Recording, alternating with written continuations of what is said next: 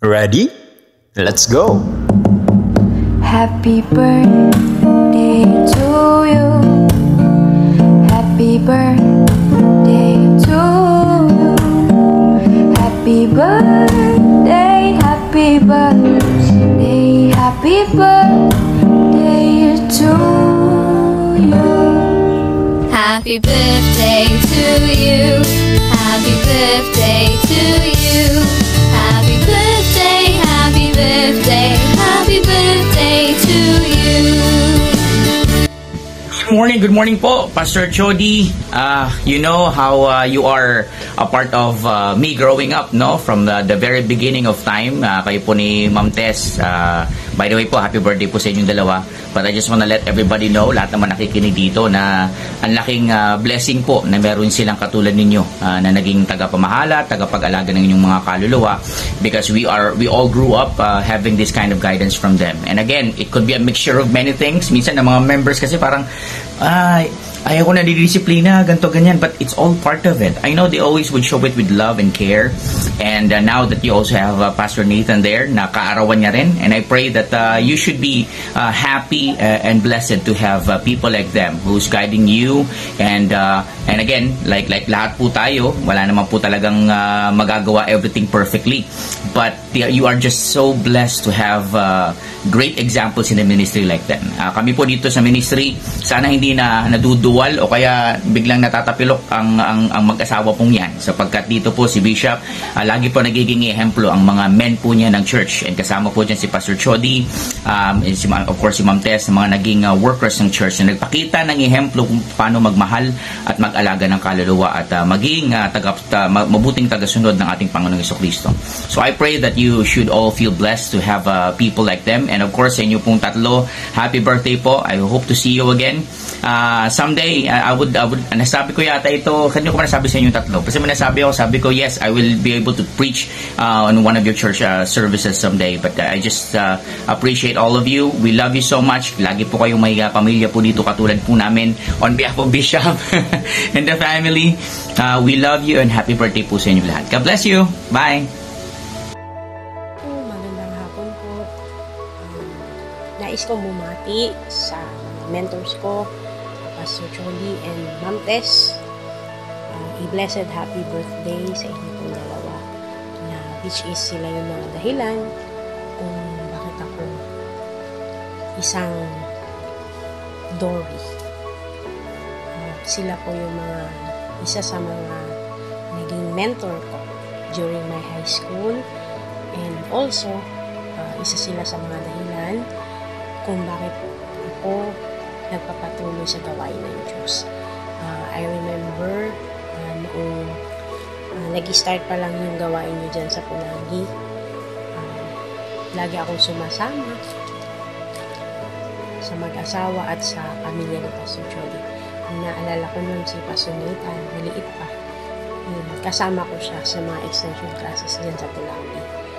Nagpapasalamat ako kasi that time, isa sila sa mga humubog sa akin sa gawain ng Diyos. Ngayon po, nais ko magpasalamat dahil sa kanila, sila yung they visit always dito sa bahay namin. Kaya karamihan na ng aking family is kasama ko na sa gawain ng Diyos na nagpapatuloy.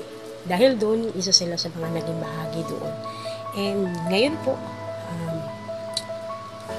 nais kong mag-greet ng a blessed happy birthday Pastor Chody, Ma'am Tess, and Pastor Nathan. Sana mas lalong hubugin ang bawat isa sa atin. Maraming salamat po, and happy birthday po. By the way, Agardo Versos pa kasi galing pa lang sa biyahe. Maraming salamat po. Happy birthday. Hello, Pastor Chody. I just want to greet you a happy and blessed birthday. Salamat po sa pagkakaibigan. Thank you for being a humble man and a humble man of God. Nawa, ang aking panalangin po sa inyo ay patuloy po kayong bigyan ng kalakasan at buhay na ipaglilingkod po sa ating Panginoon. Keep on serving. Muli, happy birthday po, and God bless you. Happy birthday, Sir Nate. Thank you for your usual kindness and thoughtfulness, for supporting me in my endeavors, and for always believing in my abilities. I pray for your happiness in life and for your good health as well. Sana ay patuloy ka pang i-bless ni Lord sapagkat napakataba ng iyong puso. Muli, happy birthday Kuya Nathan, and enjoy your day. Hello, Sir Trudy. Happy birthday. Wishing you more birthdays to come and more candles to blow. Okay, hi and happy birthday to our dear celebrants. Di ko alam kung paano sisimulan to, so I'll just start. April 2022 nang ako'y makabalik ulit sa Lighthouse Bible Baptist Church, Pulangi. Kasi nung bata pa ako, nung sa Ponso pa sila nag-renta, may school sila doon. And almost 12 years akong di nakapag-church. Pero I'm glad na nakapag-church ulit ako at napunta sa tamang pananambahan dahil sa kanila. And ang magandang dulot naman nito sa buhay ko, nakakilala ako sa Diyos and napunta sa tamang pananambahan. And dahil dito, nagbago ang pananaw ko sa buhay, nabago rin ang kaisipan ko, nalayo sa kadiliman, kumbaga lagi na lang gloomy ang araw, paligid, and laging may mga negative thoughts. At higit sa lahat, magandang dulot nito sa buhay ko is nakita ko ang kahalagahan ng araw ng linggo. Magmula nung naging Kristiyano ako, paunti-unti kong na-overcome yung pagiging mahiyain ko, although na lagi akong tahimik dahil nga sa hindi naman ako ganun ka madaldal. And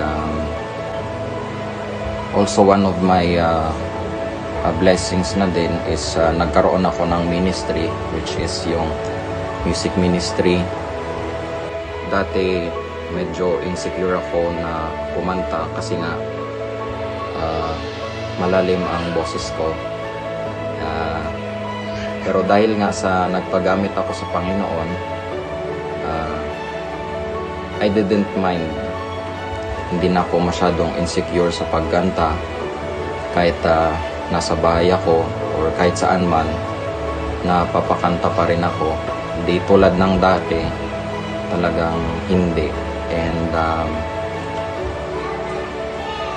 dahil rin sa napunta ako sa Lighthouse Bible Baptist Church, natuto akong mag-violin, and which is hanggang ngayon nag-improve pa rin, and nagiging kagamit-gamit pa rin sa ministry. And kung paano naman naging pagpapala ang ating celebrants na si Pastor, si Kuya Nathan, and Ma'am Tess is, even though na di na ako nakakapag-church dati, kapag nakikita kami, ini-invite pa rin nila ako. Kasi kapag Sunday nagkikita kami ni Ma'am Tess sa palengke, then hindi niya nakakalimutan na i-invite ako. And also gayon din si Pastor, pag nakikita kami, si Kuya Nathan, pag napapabisita sila sa amin, lagi nila kaming ini-invite. And also kapag medyo nadi-discourage, nandyan sila palagi para i-encourage ako. And lalo na nung pawala-wala rin ako, hindi nila ako kinakalimutan na i-follow up sa mga pangangailangan ko rin. Nung di pa ako nakakabili ng pantalon, nabigyan ako nila ng pantalon, which is hanggang ngayon gamit ko pa rin, hindi pa nadadagdagan. At yun lang. So once again, I wanna say happy birthday to you, Pastor, Kuya Nathan, and Ma'am Tess. And always naming pinagpipray na magkaroon kayo ng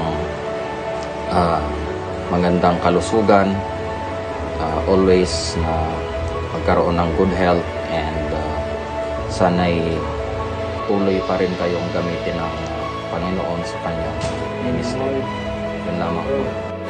Hello po, magandang araw at happy birthday po sa inyo. Okay, magkwentuhan na po muna tayo. Alam naman natin na sa church ako ang pinaka hindi pasaway. Hindi isa ako sa pinaka-pasaway doon sa church natin, at inaamin ko yun ng buong buo. Pero maraming nagbago kasi ang buhay ko dati sobrang mild lang. Parang wala lang. Normal lang palagi. Pero since napunta ako sa church with na-invite ako ni Sister Malu, lahat maraming nagbago. Nagkaroon na ng katuturan ng buhay ko. Yung maganda sa part na yon kasi nalaman ko na yung talagang kung ano ang meaning ng tama at mali. At lahat ng yun na kahit wala ako sa church, ina-apply ko rin sa buhay ko. Even sa school, sa promise, o kahit saan man.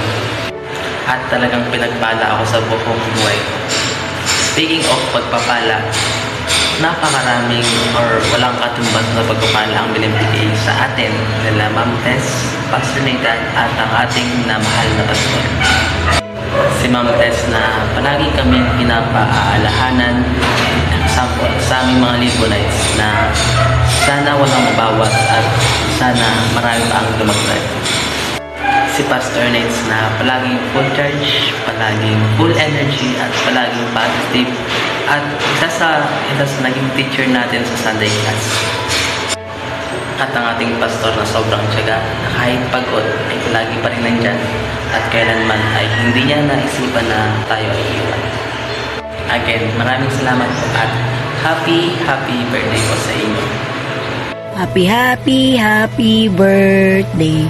Happy birthday po sa tatlong magigiting na guro ng Pulangi Albay, Auntie Tita, Tam, and Uncle Judy. Wish ko po good health and more blessings to come. Huwag masyadong seryoso. Bye! We love you.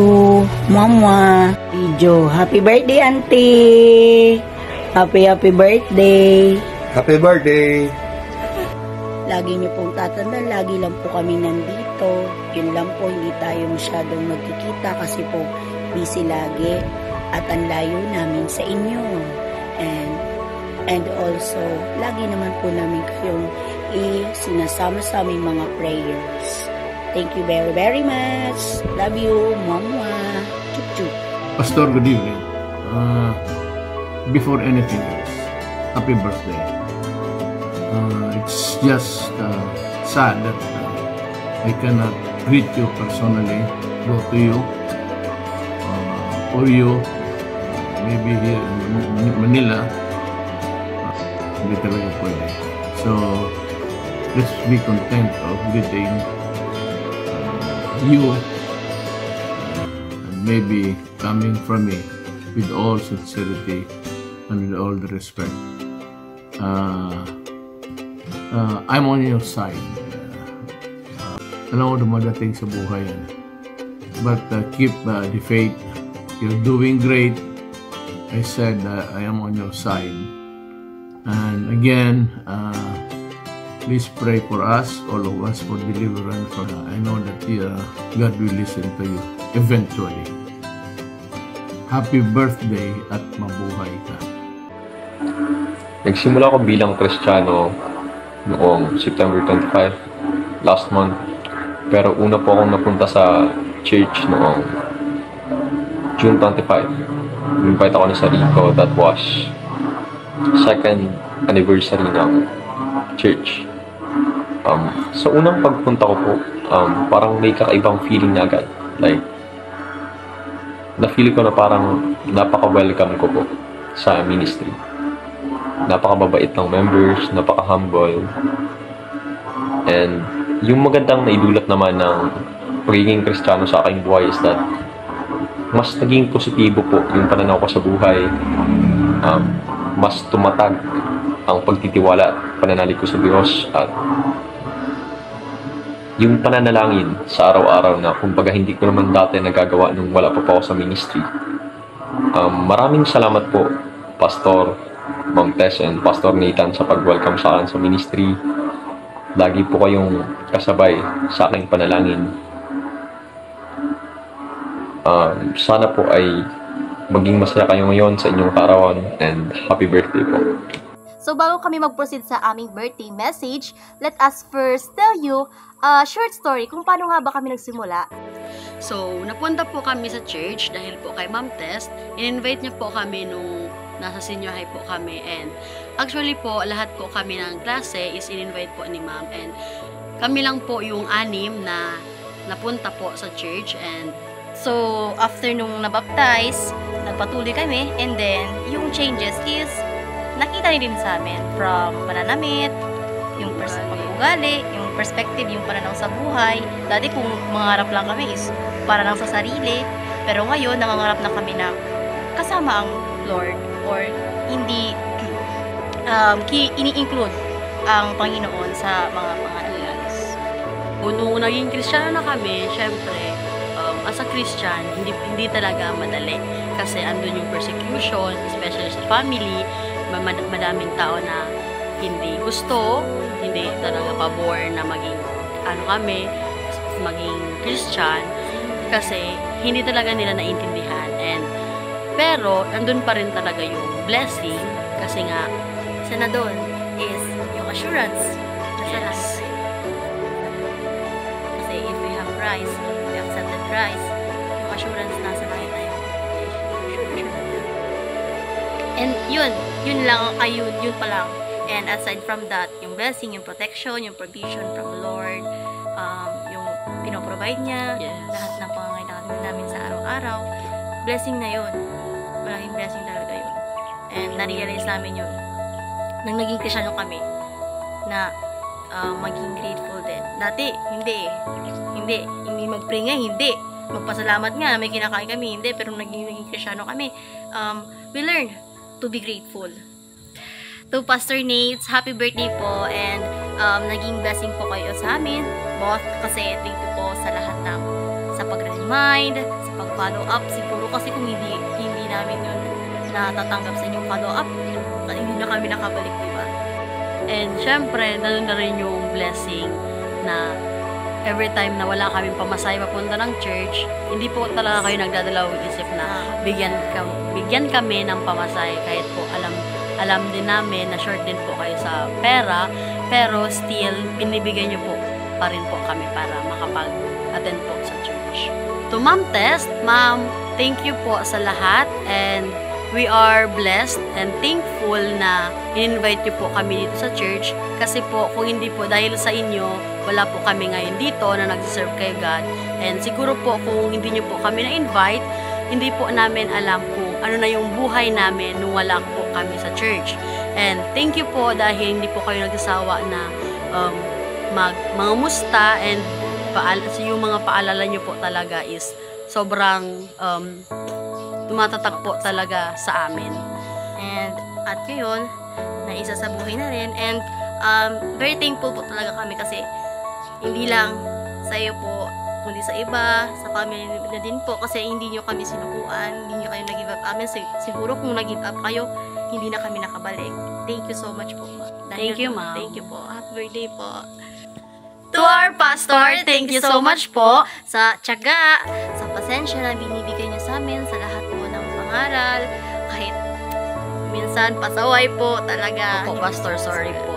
And sorry po kung minsan pasaway. And thank you po talaga sa paghatid, pagsundo, kahit po na alam namin na minsan po pagod na kayo, hinahatid po po, pastor. Thank you so much po. Thank you so much po, Pastor, kasi po kahit po ang layo po ng bahay namin, pinagtsatsagaan niyo po kami na ihatid sundo para ma-sure na safe po kami makakauwi. And kahit alam po namin na pagod na po kayo kasi alam po namin na madami po kayong ginagawa, still hinahatid at sinusundo niyo pa rin po kami. Thank you po for guiding us bilang maging good Christian, not to be good lang, but to be faithful, maging matapat na Christian. Thank you so much. Thank you, Pastor. Happy birthday, Pastor Nate, Ma'am Tess, and to our pastor. And we wish you good health. And sana ay mas madami pang birthday na dumating. And I am wishing you all a happy birthday. We wish you po all the best and more birthday to come, and be safe always. And also good health at sana po hindi kayo magsawang mag-remind pa sa amin, kahit na pasaway kami, kahit na matigas pa rin ng ulo. Still, matigas pa rin kahit. And I wish po na I pray na pagpalain pa kayo ng Panginoon. Maraming po salamat sa lahat. Happy birthday again! Love you all! Happy birthday, my friend. Happy birthday! Happy birthday po! Happy birthday! Happy birthday! Happy birthday po! Birthday, Pastor! Happy birthday po, Pastor Nathan and kay Ma'am Tess.